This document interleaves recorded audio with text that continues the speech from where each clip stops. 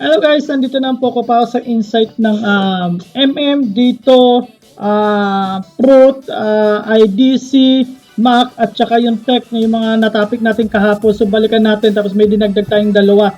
So recap tayo mamaya, tapos sa tingin natin yung possible na mangyari mamaya. So guys, bago po ako magsimula, magpapasalamat po ako sa mga nag-subscribe na sumuporta po sa akin. Ito po sa loob po ng 2 linggo, 344 na po yung subscriber. Maraming salamat po sa inyong panonood sa aking channel, at saka sa mga sumusuporta, mga kaibigan, at saka sa mga kasama ko sa trader sa group page, no, at saka sa group chat. So kay Mama Gracie, kay Nadar, sina Edge, at saka sina Richard, no. So at saka yung kay Nathaniel din pala, guys, no, pwede po bang paki-support din natin tong kanyang channel, yung The Pinoy Investor kay Nathaniel, no. So guys, subscribe kay Nathaniel. Lahat ng halos ng fundamentals makikita mo sa kanya, no, sa mga video niya, no. So guys, simulan na tayo, guys. So, PSEI muna tayo. So, index yung nangyari kahapon. So, tulad nga nangyari na lagay natin 6 months, no. Medyo malaki. Ayun. So, lumagpas nga dun sa support na ginuwat natin, no. So, ang nangyari kanina lang, tiningnan ko yung sa Dow Jones is positive naman sila, 1.18. So sana mag-positive din tayo mamaya. So sana dyan lang din talaga yung area ng PSEI na hindi na bumaba ng tuluyan dito sa level ng sa support sa 5949, no. Yung 5949 na to. So as of now, downtrend pa rin yung market natin. So ang side ko talaga dito sa PSEI natin, sa chart natin, is magsa-sideways muna to. Sideways muna kasi galing sa downtrend eh. So ganun ang kadalasan. Pagkatapos ng uptrend, sideways muna bago downtrend, no. Uptrend, sideways, downtrend, no. O kaya downtrend, sideways, uptrend naman. So possible naman na expected natin to hanggat wala pang vaccine sa COVID, sideways muna to. So guys, simulan na natin kay yung kahapon na natin na discussion, no. So dito muna tayo simula kay tech. Okay, tech na lang muna. Para medyo unti-unti natin. So 6 months, lagyan natin 6 months ano ba nangyari dito. So ayun, may mga foreign pa rin dito. Dito tayo sa baba sa net foreign, may pumasok pa rin din kahapon. Tapos yung trades niya halos equal lang din. So marami din talagang tumitingin dito. So nagsasubaybay dito kay tech. So dahil nga yung tingin yung trades niya, halos ganun pa rin. Yung MACD niya pa rin. Tingnan natin yung MACD niya kung ano yung style. So dumikit, no. So pwedeng dumiretso, pwedeng humiwalay ulit, tumaas. Depende mamaya ano mangyayari. Pero tingnan natin yung chart ni tech. So yung RSI, tingnan natin, nasa 50 level pa rin to. So dito tayo sa chart niya. So ang overall pa rin, guys, sabi natin tulad kahapon is downtrend pa rin, no. Nasa downtrend pa rin si tech, no. So ayan, dahil nga ilan 2018. Okay, so nasa downtrend area pa rin, wala pa rin naman na uptrend sign, pero ito nagkakaroon siya ng sideways, no. So ito yung area na ito dinidiscuss natin, ito yung downtrend niya, tapos ito sideways. Hindi pa naman natin mabe-verify na uptrend, no, dahil nga ito gumagawa pa lang siya ng kanyang possible na maging uptrend. So check natin dito. Saan ba yan? Okay. Box. Saan na yun? Ayun. Ito yung ano niya, sideways pa rin yung area na yan, no. Hindi pa alam kung tutuloy ba, bababa, o dediretso ba kay babalik dito sa support. So ang kagandahan lang dito, nagkaroon tayo ng 3 points, no? Nagkaroon na tayo ng 3 points. So, possible kapag bumalik to dito sa support, dito tayo bibili. So, hintay lang natin dito sa support lagi yung ability kay Tech. Hanggat maaari, iwasan muna to si Tech kasi hindi pa naman masyado, kumbaga, sa akin is nasa 50% ka. 50% na pwedeng umangat, 50% na possible bumaba. So, doon tayo sa at least 95% yung chance na tumaas, tapos yung 5% yung maximum cut loss natin kapag nandito tayo sa support. So, huwag niyo muna habulin tong kay Tech. So, medyo alanganin. Kung nandiyan ka man, kung nandito ka sa taas, hintay mo muna dito sa baba bago ka mag-average. Huwag ka muna dito mag-average sa halos gitna niya, ano.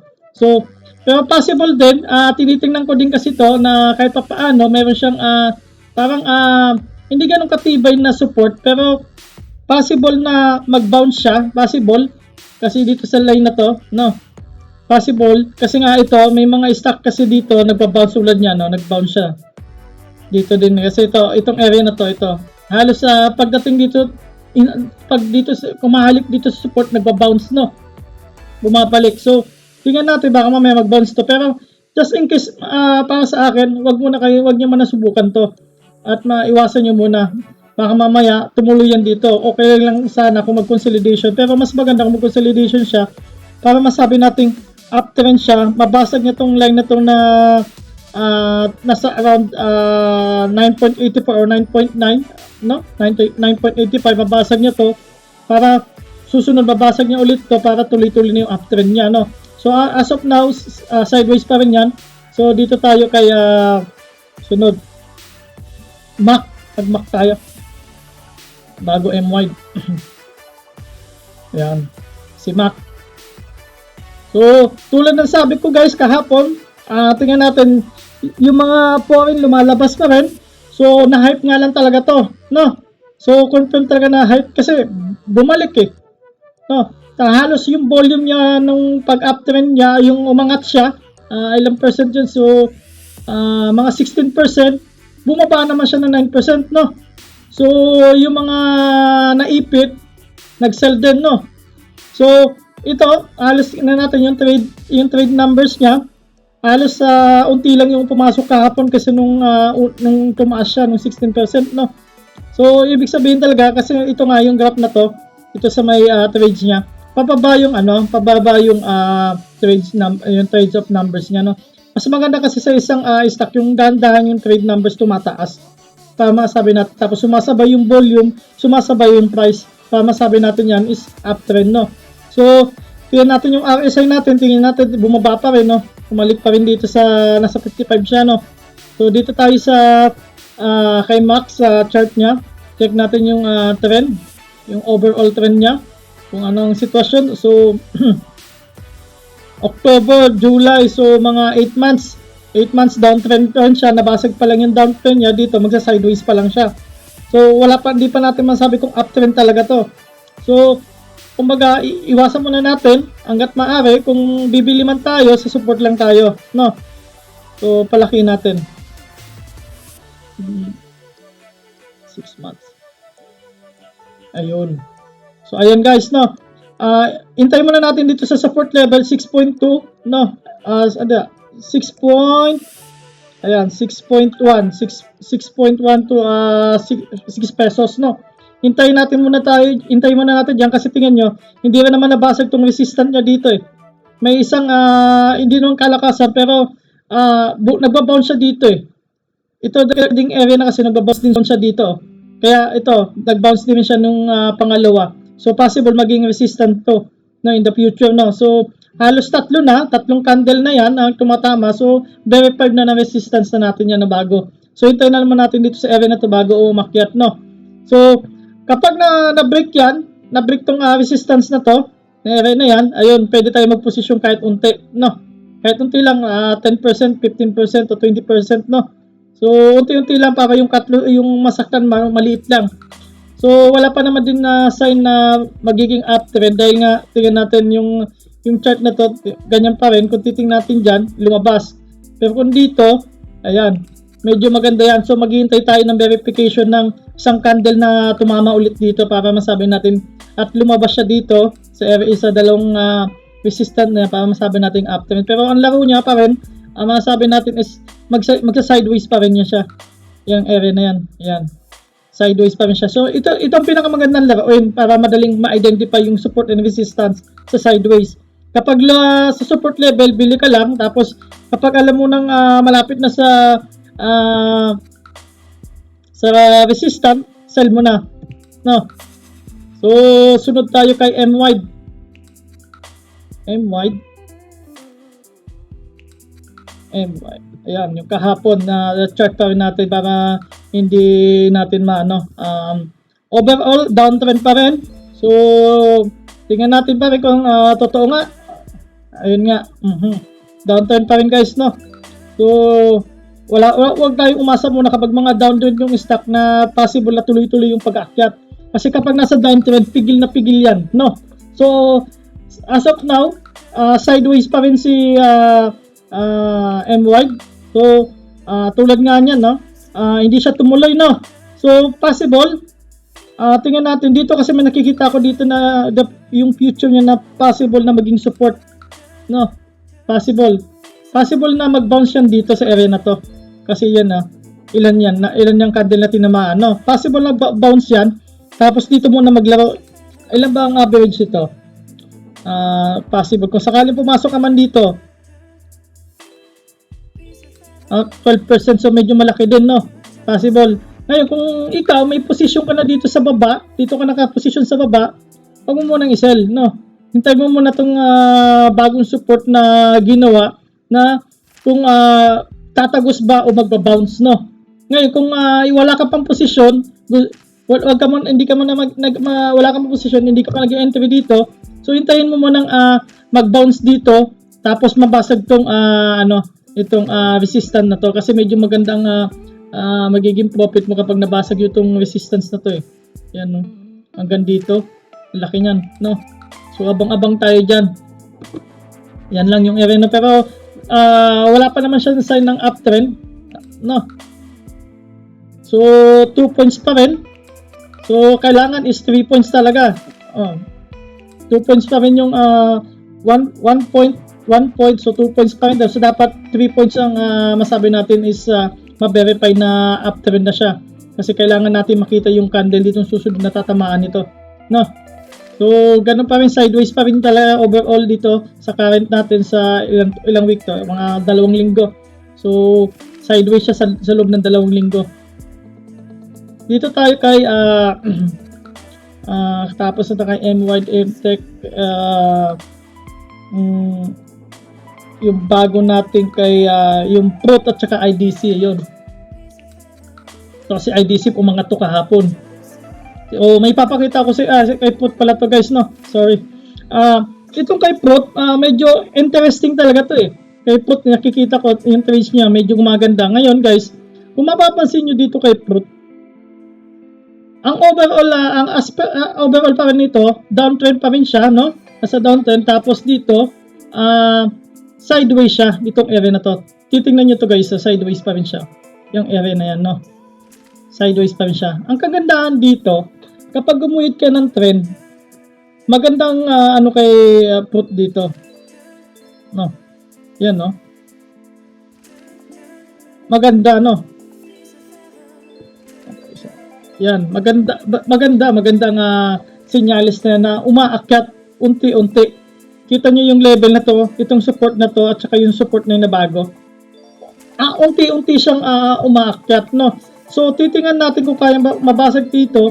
Kung nandito ka naman, nakabili ka dito sa support na bago na to, is, ayun, congratulations, no?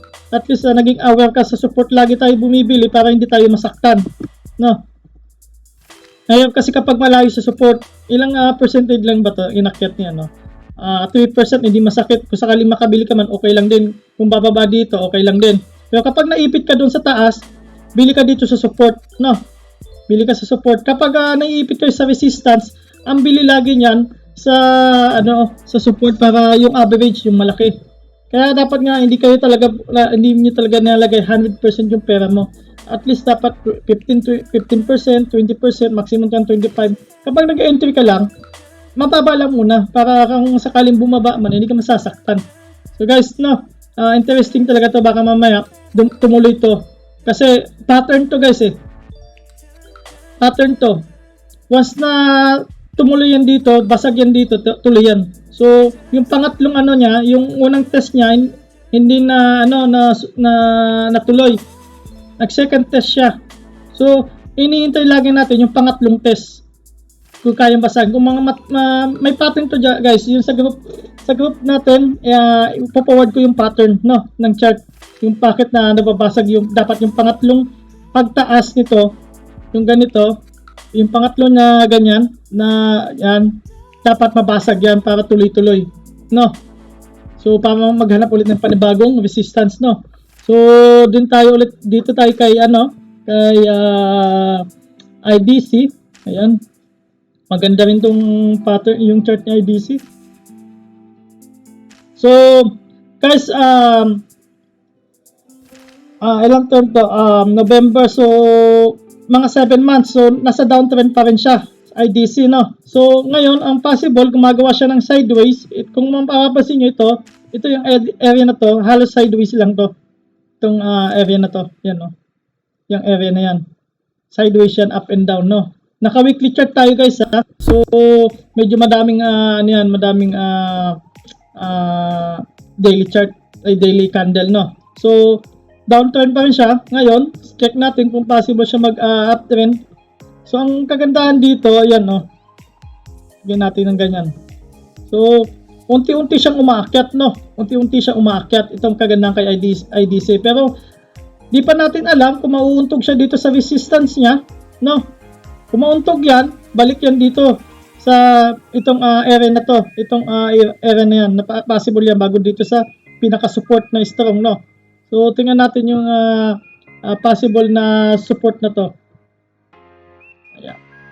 Check natin sa weekly para sigurado. Dito nga. Sa area na to. Ayan. Ayan guys, Yan ang possible, Ito yung support, na mas strong tong mababa tong 1.6, 1.65, Pero dito, tingnan mo, tumaas din siya. So, nagkaroon siya ng support dito, gumawa. So, ina-expect natin, pag nabasag to, magandang pumasok dyan dahil nga susunod dito sa level na to. Dito. Basagin muna to, tapos ayan, tingnan natin. Makikita natin sa weekly. Lagyan natin sa week na chart, pagkatapos ng, ito nga. Ito ang susunod na area na to. Itong area na to. Yan. Yan ang susunod. So, medyo interesting talaga to sa IDC, Medyo may future tayo na kapag sakaling pumasok tayo dito, may future tayo dyan. So, laging nasa support level lang tayo. Bibili. Kapag nabasag yung resistance, ayun, bili tayo ulit, Ganon. Mas maganda talaga yung mayroon kang base, yung average mo mababa.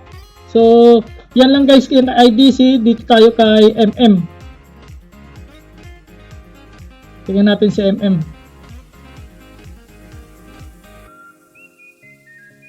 Lagay natin sa day muna.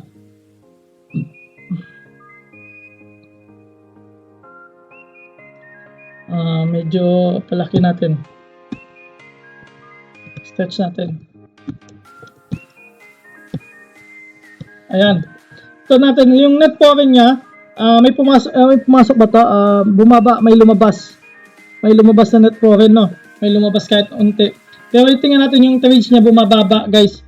Lagi nyo titingnan yung importante kasi itong trades na to yan, bumababa, Tapos yung volume niya bumababa rin. So, anong possible na mangyari dyan? Possible to, mag-sideways muna to si MM. Ngayon, dahil nga bumababa siya, titingnan natin yung pinaka-chart niya, Yung lagay natin sa 5 minute na agad para mabilis, Ayan. Ginuhit ako dyan para medyo malaki. Mamaya, discuss natin yan. 15 minutes muna tayo. Ayan. Ayan guys, So, tulad ng sinabi ko pa rin kahapon, na kung naantabayanan nyo kahapon ulit, kung napanood nyo, ito yung possible na support, Kasi bakit? Yung gumawa siya ng na tingnan sa 30 minutes, yung parang malinaw. Ayan, Yung area na to, yung June 22, 23 na to. Ayan, sa taas na to. Kung pala natin makikita sa 5 minutes para sigurado. Ayun. Kasi tayo nagsimula. Alitin lang natin guys. Para medyo tanggalin natin ito pumasok eh. Wala kasi akong mouse guys eh. Kaya medyo malikot talaga yung ito. Ito yung sinasabi natin na possible na maging future support. So, dyan lang siya naglaro guys no. Dyan siya naglaro. So, inaabangan natin, anong possible niyan? Dito sa B.16, lagi ang abang, no? Kasi, kung mapapansin nyo yung kahapon at saka yung discussion ko kahapon, ano sabi ko kahapon? Possible na mauntog dito, sa area na to, ito. Itong resistant na to, no? So, kita mo, hindi siya tumuloy. Ano ba yung possible na resistant na to? 3.77 o 3.75 o dito lang siya, 3.7. Doon lang siya nauntog siya, bumalik ulit siya. Ibig sabihin, marami pa rin seller na nagbebenta, no? Marami pa rin gustong lumabas kasi ito kasi ang pinakamagandang pagbenta ng yung naipit dun sa 4.5 itong level na to eh. Kasi ito mo, bumababa na siya. Ngayon, abang lang tayo muna dito kung anong mangyayari. So, after mga 15 minutes of 15 minutes, after 15 minutes ng pag-open ng market, possible na may reaction na yan. May candle na natin yan yung sa 5-minute chart o 3-minute chart. Tapos, kapag nakita nyo, lumusot dito sa support na to, abang kayo dito sa 3.16. No? Pero ang pasok lang dyan lagi, 10%, 15% kasi medyo volatile talaga itong stock na to. So, papakaramdaman mo muna ang laro. Wag mo muna ilalagay lahat kasi wala kang panghabol just in case. Yun ang natin 15-20%, maximum 25 no ang portfolio mo. So dito yung area na to. So baka mamaya mauntog siya dito, lumiit yung triangle na yan. No, kasi yung pattern nito kapag ganyan yung pangatlo, hindi natuloy tong pangatlo, matik to, lusot to sa baba. May pattern kasi to guys ng yung buy and sell, buy signal and sell signal, may pattern to. Kapag yung pangatlo, hindi natuloy talaga, hindi nabutas to, matik yun. Lulusot yan dito. Pero titingnan natin, baka mamaya yun lang din yung nasa pattern na nakikita ko na lumulusot. Yung ito, isa, dalawa, yung pangatlong base, no? Lumulusot. So, tingnan natin. Tingnan natin yung kayma. Paano nangyari? Halos sa pares yung pattern niya kayma. Guys, kaya na-expect ko to si Ma lumusot. Downtrend na kay downtrend na to kay Investa. Ito guys diba? Isa, dalawa, ito yung pangatlo. Ito yung pangatlo, yung pababa. Isa, dalawa, ayan, tatlo. Ito pang-apat na to. So, pababa pa rin yung trend niya, no?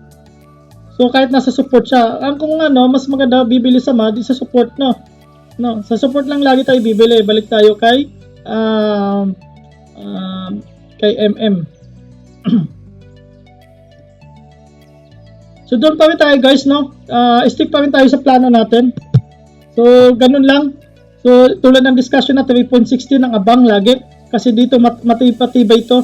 Malamang magkakaroon ng ipupush ng kapag nandiyan sa level na yan, ipupush ng buyers. Ngayon kapag hindi kinaya ng buyers yung seller, possible dito abang mo sa 2.75. So, wag nating habulin yung presyo. Kasi kung minsan hindi naman natin kailangan bumili ng stock. Kung minsan gusto mong bumili ng stock dahil gusto mo lang.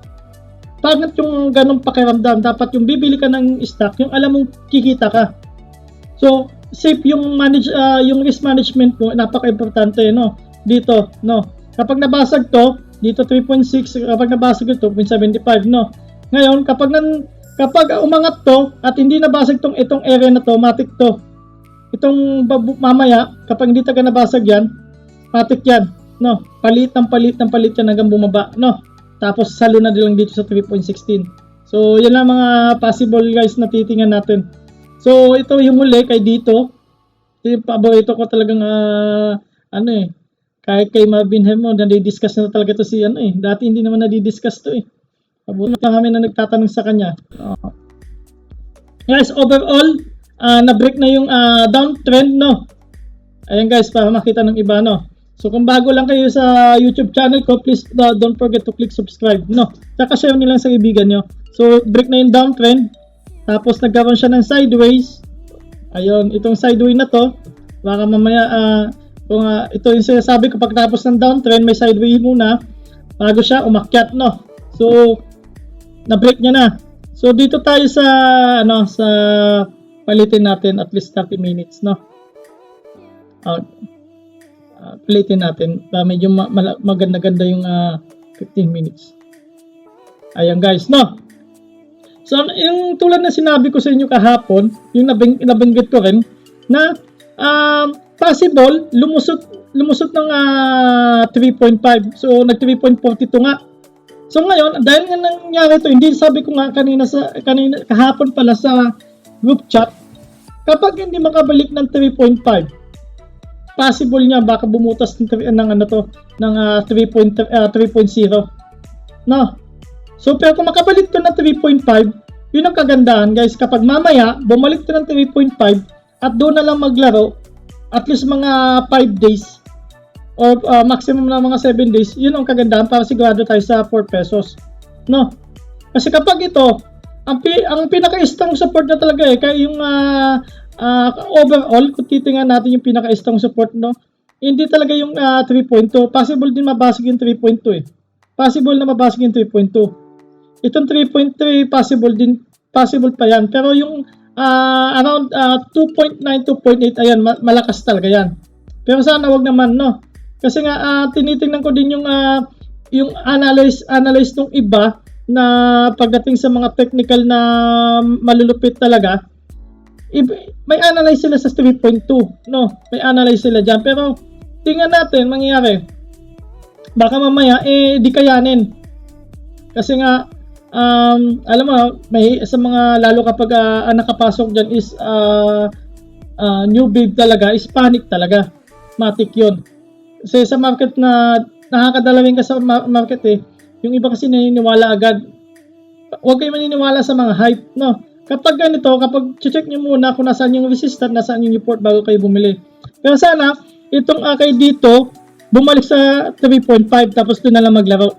Kasi possible to, kapag bumalik to sa sa 3.0, sa 3.3, sorry, 3.3, kapag bumalik yan dito sa 3.3, ayan, medyo critical level yung 3.2. No? Pero sana dapat mamaya bumalik sa 3.5, tapos doon na lang maglaro. O kaya maglaro lang sa 3.4, 3.5, okay na yan. Yan lang. Kasi ito, 3.4 ang susunod na support to. No, pero hindi siya umahalik. 3.42. No. So, tingnan natin guys, no, ang mangyayari dyan. Ganito lang, kung nakapasok ka sa 3.4, okay pa rin yan, kahit pa paano, safe. Kung sakali man bumaba man yan, sabihin natin bumaba maximum dito sa 3.2. Kasi dito sa area kasi itong 3.2 marami na rin kasi sasalo kahit pa paano, no, sa 3.2. Ayan. 3.2, ayan ang area na yan, no. Ilan yan? 7%. Kasi tinitingnan ko yung RSI niyan. Bakit iniisip ko din yung 2.8 na nakita ko dun sa isang magaling talaga siya sa technical, wala akong masabi. Yun ang sinasabi niyan, 2.8, 2.9. Pero ang tinatansya ko lang talaga dito, yung RSI niya. Yung RSI niya kasi guys, nasa nasa 68. So yung 68, bawasan mo ng mga 8. So around 3.3 ang RSI niya. Possible, no? So ganon. Ngayon, kung pinaka-worst siguro mga hanggang 3.2, so papalo mga RSI niya ng mga 55. So ito ang pinag-aaralan ko niyan sa yung bago kong study, sa self-study ko, yung pag-compute ng RSI na possible na ilan ibababa ng RSI. Yun ang ini-study ko ngayon guys, kung mga ilang points, ilang centavos dito sa from 3.44 bumaba ng 3.2, ilang magiging RSI niya. So gusto ko na malaman talaga yung RSI possible na yun ang ini-improve ko ngayon. So ganun pa rin yung kay dito natin, kung sakaling gusto nyo pumasok, wag mo na kayo papasok, tingnan nyo muna to, mabasag tong 3.4 abang kayo dito sa 3.3, no? So kapag hindi mabasag to, mas maganda bumili kayo sa closing na. Just in case, no, sa closing na. Pero kasi mabasag to, dito na kayo sa 3.3 bumili. Kasi sa closing, malalaman natin kung kaya babasagin pa ba itong 3.4 o di diretso sa 3.5. So hindi ko pa rin na-expect na tataas to ng 4 dahil nga yung RSI niya ay 68 pa rin. So kailangan lumabel siya sa ano man lang sa 55 o 60 para angat ng 4. So guys, thank you sa time nyo. Comment lang kayo, gusto ko din sana susunod may mga shoutout tayo, no, para naman yung mahilig manood talaga, yung nagko-comment sa baba, ma-shoutout po naman lang, no. So parang makapagpasalamat man lang ako sa mga nanonood, hindi ko kasi alam kung sino yung nanonood. So ano lang kayo, comment lang kayo sa baba para ma-shoutout natin at napapasalamatan man lang natin. Guys, maraming salamat sa time nyo. Good luck sa trade natin mamaya. Maraming salamat. God bless.